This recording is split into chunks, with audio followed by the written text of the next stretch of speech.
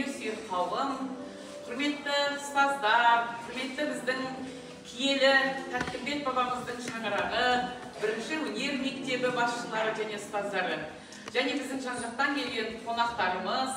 Міне бүгінгі біздің үлкен бұл, мен өзім кешеден бері айтып жатырмын, бұл үлкен ауқымды іс-шара, үлкен жүрек толғанарлықтай бұл жағдай. Біздің замандарымызда дәстүрлі әннің ашық сабағын өткізбек түгілі дәстүрлі ән мектебі болмаған. Сондықтан сіздер мен бағанадан айтып жатырмын, бақытты ұрпақсыздар, бақытты балаларсыздар. Мінекей қараңыздаршы, қандай ұлттық киімдеріңізді киіп, қолдарыңызға қара домбыраны алып, алдарыңызда қарағайдай ағайлар мен апайлар сабақ беріп отырған өте бақытты жандарсыздар. Сол үшін қошықпаққа қояйық. Олай болса, құрметті ұстаздар, құрметті әріптестер, құрметті шәкірттер, қош келдік дейміз. Біз міне Астана қаласы 2-ші өнер мектебіне келіп отырмыз шәкірттерімізбенен, және мен өзімнің жалпы 25-30 жылдық тәжірибемді сіздермен бөлісемін. Енді іштеріңіздегі ең кәрі мұғалім мен сияқтымын. Бірақ дегенменен адам күнде оқып, күнде біліп, күнде үйрену керек. Жаңа мен алдындағы мұғалімдерден бірнеше дүниені үйрендім, оны алдым деп айтуға мен нақыстанбаймын. Олай болса біз сабақты бастайық. Ал қайнен құрметті оқушылар орнымыздан тұрып, сәлемелейік, Хәді бірдей басыңызды еп, амандасып алайық. Рахмет, отырыңыздар. Жалпы біздің тақырыбымыздың аты дәстүрлі ән өнерінің әртүрлі жанрда орындалу ерекшеліктері. Біз неге бұл сабақтың тақырыбын былай қойды? Өйткені жалпы дәстүрлі әнді балаға үйретіп, бірден оны жаңағы Телман ағамыз айтпақшы, дәстүрге баланы бастап кіргізіп жіберу өте қиын. Бала ұқпайды. Мысалға, жылдың аяғында мектепке біз теріп жүріп бала жинаймыз. Фортепиано мен вокалға мыңдаған бала келеді, дәстүрлерге 2 бала келеді. Сол уақытта біз не істейміз? Осы оқушылармен не істесем екен? Өзімнің нәтижем, тәжірибем осы уақытқа дейін жинаған, бұларды қалай бауырсам деген мақсатпенен мен өзіме бір тақырып қойып қойдым. Яғни тақырып осы дәстүрлі әнді әртүрлі жанрда үйрету және орындау ерекшеліктері. Жалпы енді менің негізгі мақсатым, жалпы дәстүрлі әншілердің мақсаты тек тазалығын меңгере отырып, халық әндерінің иірімін сақтау және қазақы болмысын жоғалтпау, оқушының халық әніне деген шәкірттеріміздің қызығушылығын арттырып, әндерді нақышына келтіре орындап, шеберлігін мықтау, шыңдау. Жалпы дәстүрлі әншілік мектептердің оқушыларға біз келген бетте алғашқы әдістермен таныстырамыз, жеңіл әндермен бастаймыз. Нұрын төккен, маған шуағымсың, сен құттықтаймын, мама туған күніңмен. Ана деген сөз әрі баланың жүрегіне жақын. Осындай жеңіл әндермен, Ақбұлақ, Еркемай, Гүлдерайым деген сияқты жеңіл әндермен біз жайлап оқушыларды дәстүрлі әнге қарай баулимыз. Оларға біз келе салысымен ақанды айтсақ, Біржанды айтсақ, Мұхитты айтсақ, апай сен неге айғайлап отырсың деп сұрақ қойғанда балалар болған маған сабақ барысында. Осыны еске сақтаңыздар. Сол себепті біз айғайламас үшін, баланы бірден қорқытып алмас үшін жайлап жеңіл әндермен бастап өзіміздің методикалық жұмыстарымызды жалғастырамыз. Және де дәстүрлі әннің әртүрлі жанрда орындалу ерекшеліктері дегенде менің айтқым келетін бір дүние, бұл тек қана домбырамен шектеліп қалмайды балалар. Жаңа Нұрдәулет ағайымыз акапелла деп үйретіп жатыр, айтыс жанрында деп үйретіп жатыр. Сол әнді, сол дәстүрлі әнді мысалы қазіргі таңда жетігенмен, фортепиано күйсандықпенен, баянменен, қобызбенен, сазсырнайменен ойнап тұрып, әртүрлі жанрда, эстрадалық жанрда орындап, әртүрлі қыр-сырменен балалардың сабақ барысында біз үйрету тәсілдерін пайдаланамыз. Оқушының табиғатына жақынырақ, әр балада табиғат әртүрлі.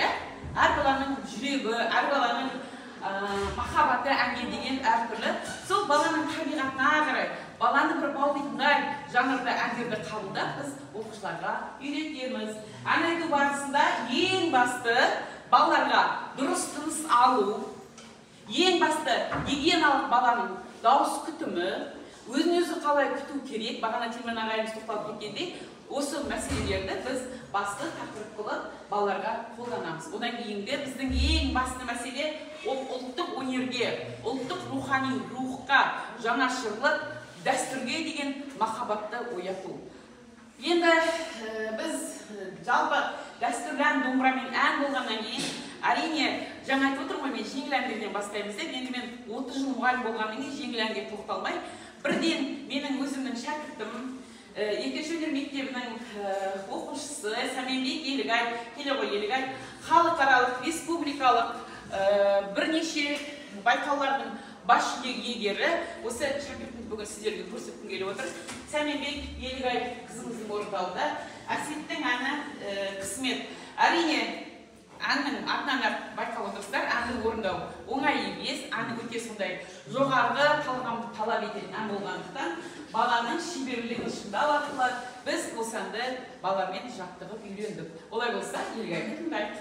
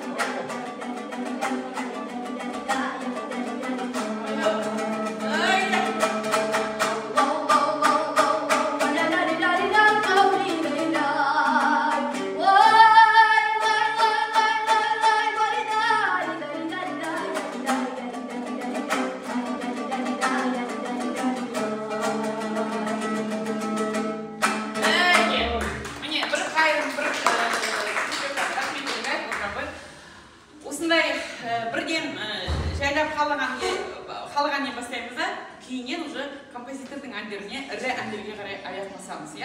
Жалпы Қысмет бұл тек қана домбырамен емес, өздеріңіз білесіздер, бұл әртүрлі жанрда орындалады. Операмен де орындалады Қысмет, эстрадалық вокал орындаумен де орындалады, және де хор акапеллада орындалады Қысмет әні.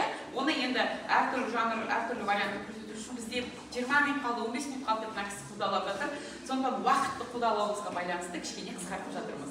Енді мен сіздерге айта кететінім, мына кішкентай ғана тұлымшағы желбіреген қыз бен ұлдарды біз әнге әрі қарай баптап үйрету үшін біз не істейміз? Жаңағыдай айтып отырмын, әртүрлі жанрда орындау ерекшеліктерін қайта-қайта сабақ барысында тыңдатамыз, құрметті ұстаздар.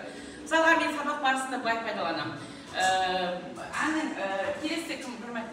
Әннің жаңағы ерекше, әрі қарай өтетінші, әннің ерекше орындауы әртүрлі жанрда деп жатырмын ғой, енді біз жеткенмен орындау, яғни мысалға, әнді жеткенмен орындау, оның үшін жаңағы ансамбльмен орындау деген сияқты методикаларды мен балаларға көрсетіп отырамын. Оның ішінде біздің қазіргі енді өздеріңіз білесіздер, бүкіл қазақ біледі, қазаққа белгілі маңдайалды әншіміз Қарақат апайларың бүгінгі таңда жетігенді аспанға шарықтатып, ұмытылып кеткен аспабымызды бүгін жарық алып келіп отыр. Сол аспабымыздың, сол Қарақат апамыздың ансамбльмен орындаған әннен бір шамалық қана үзінді тыңдайық. Міне, попурри мысалға, біз енді қазір мен попурриға тоқталып кетемін тағы да, балаларды қызықтыру үшін. Дауысы шығарып жіберіңіздер. Анда дауыс шықпай ма? Жақсы жарайды. Техникалық ақауларға байланысты, құрметті оқушылар, кешірім өтінемін, құрметті ұстаздар. Жалпы жетігенмен барлықтарыңыз тыңдап жүрсіздер деп ойлаймын, үлкен үміттемін. Қарақат апайларыңыз, шығып жатыр ма? Бұнда Қарақат апайларың қазақтың әр әнінен, мысалға жаңағы Манарбектің әні бар, халық әндері бар, Ақанның, Біржанның, Мұхиттың әндері бар, бірнеше әнді алып попурри жасаған. Попурри дегеніміз бұл бірнеше әнді жинақтап оқушы орындайды. Мысалға жаңа Аманат ансамблі бір әнді алып, мысалға, Илья ағамыздың Ескендір әнін толықтай шарықтау шегіне жеткізіп, сабақ барысында Нұрдәулет ағамыз бәрін көрсетіп, дауысқа бөліп, айтысқа бөліп солай көрсетіп жатса, менің методикамда мен көбіне попури пайдаланамын. Попури пайдаланатын себебім ол балаларға қызықты. Өйткені қараңыздар, попуриді пайдаланған кезде балалар бір әннен бір әнге секіргенде одан сайын әнге деген махаббат ашылады. Мен сол себепті осы попуриді домбырашылар ансамблінің, дәстүрлі әншілер ансамбліне кіргізген мақсатым да, негізгі алға қойған үлкен жоспарым да сол болады. Олай болса қазір міне жетігеніңіз шықпай қалғанын кешірім өтінемін әрине. Енді біздің дәстүрлі әншілердің орындауында бір попури тыңдап жіберейік, қарсы болмасаңыздар.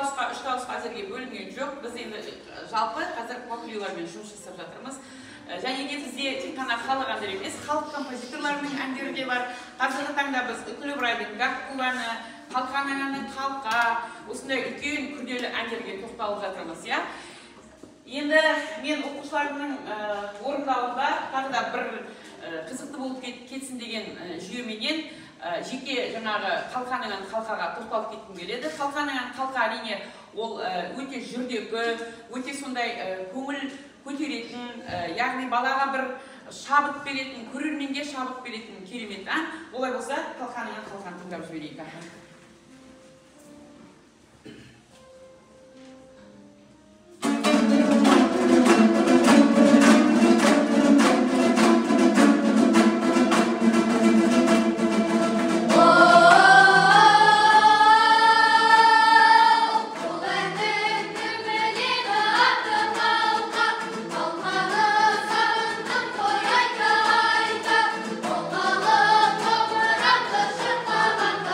Now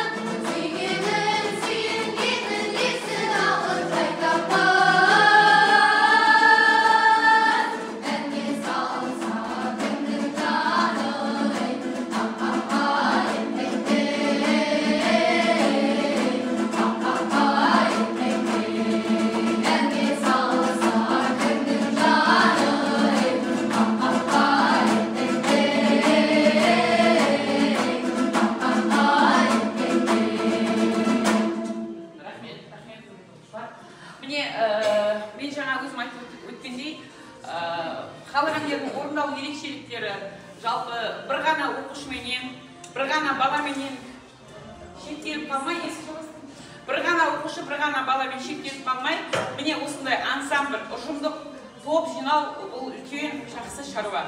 Мысалға ұжымдық топ, ұжымдық топпен жұмыс жасау әрине оңай емес, өте қиыншылықтар тудырады, дегенменен өте көңілді болады. Біріншіден, мысалға сіз дәстүрлі әнді үйреткен уақытта бір баламенен, бір жаңа кабинетте 40 минуттан отырамыз, әнді жүргізіп әр баламен.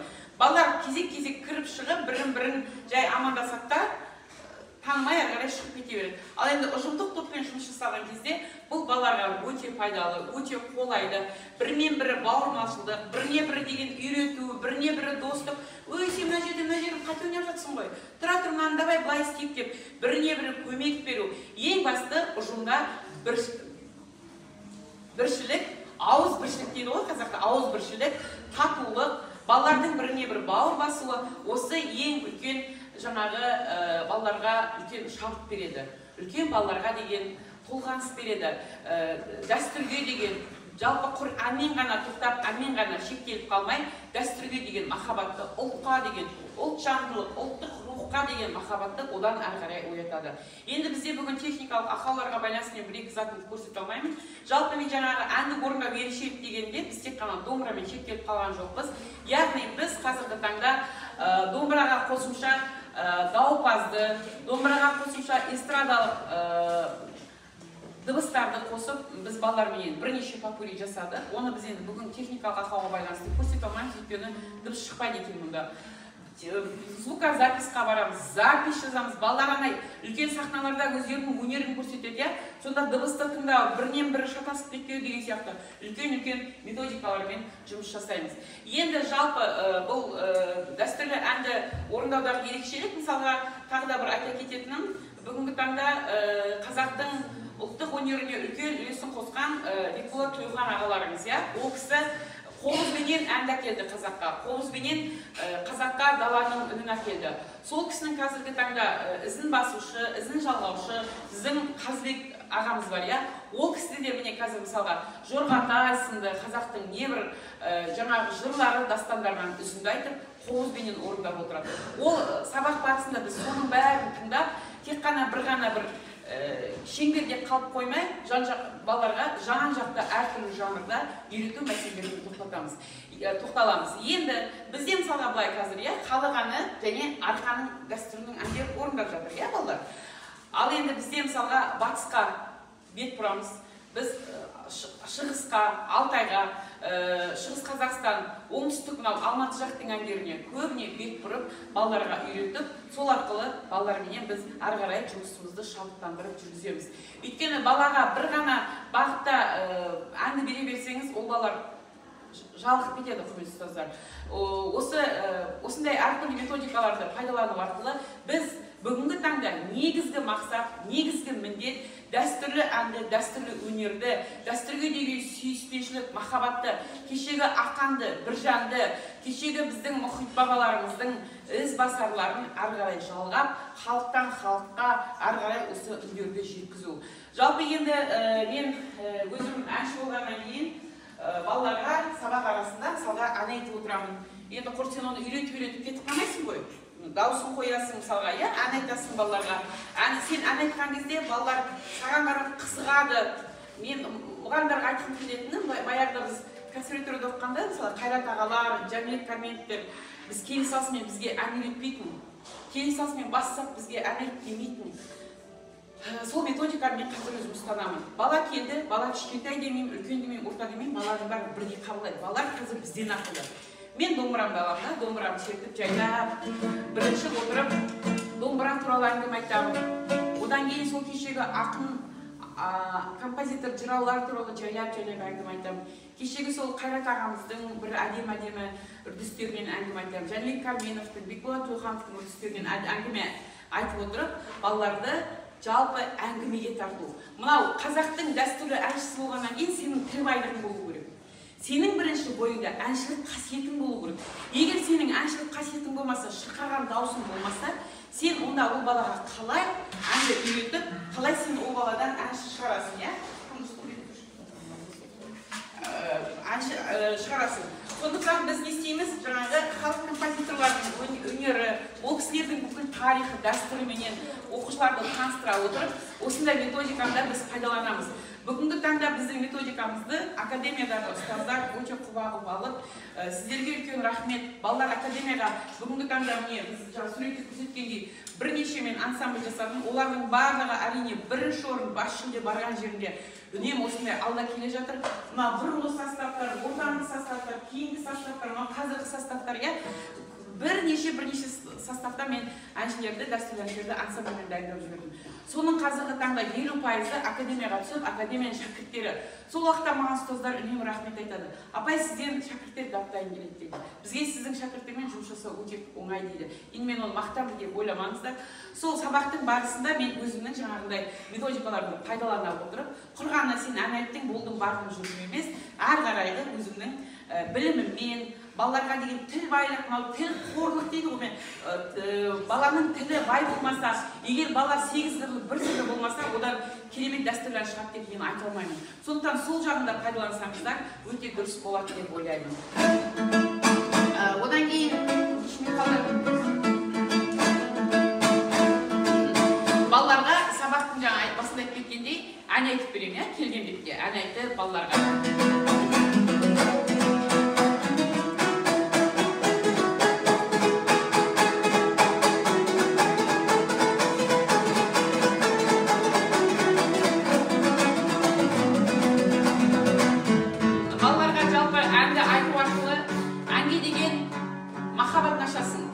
Ол запистан тыңдау, бір бөлек, менің ағайым осындай әнші екен ғой, апайым осындай әнші екен ғой, осы кісілерге ұқсап мен де шыққаншы деген сияқты бір көңілдерінде үлкен ой туады, иә? Сондықтан бір шеңберде қалып қоймау керек, құрметті ұстаздар, балалардың алдында үнемі, енді тым болмағанда айына бір 2 рет өздеріңіздің әндеріңізді шырқап, мастер-класс дейді ғой. Кластың ішінде жай ғана өздеріңіздің методикаларыңызбен бөлісіп отыруға мастер-класспенен.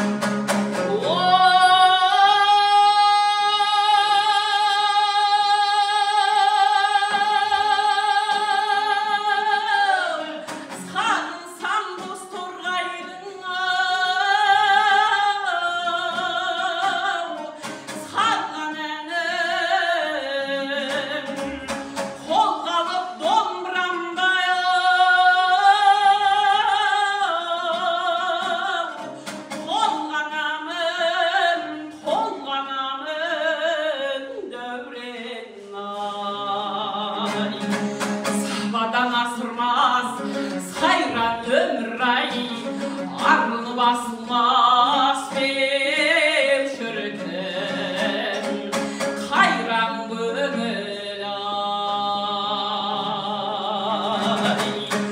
şastıl devren durmaz kaydıp moyun vurmaz toptamastay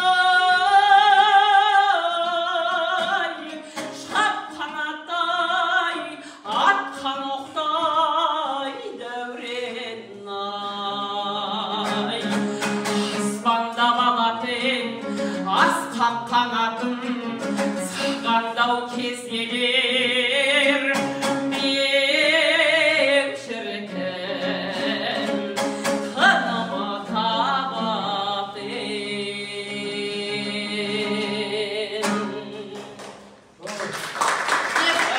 осындай ауыр әндерден арасында балаларға өзімнің жалпы сахнадағы практикамен де бөлісіп қоямын. Енді бұл жалпы дәстүрлі әнді орындау, үйрену ерекшеліктер дегенде біраз тоқталатын дүние бар. Бірақ бізде уақыт шектеулі, міне уақыттарын көрсетіп жатыр басшыларымыз. Сол себепті сіздерге үлкен рахмет, назар қойып тыңдағандарыңызға рахмет. Егер бір практика алмасу керек болса, хабарласыңыздар, сіздермен тәжірибемізді бөлісуге әрқашанда дайынбыз. Сау, саламатта болыңыздар. Рахмет.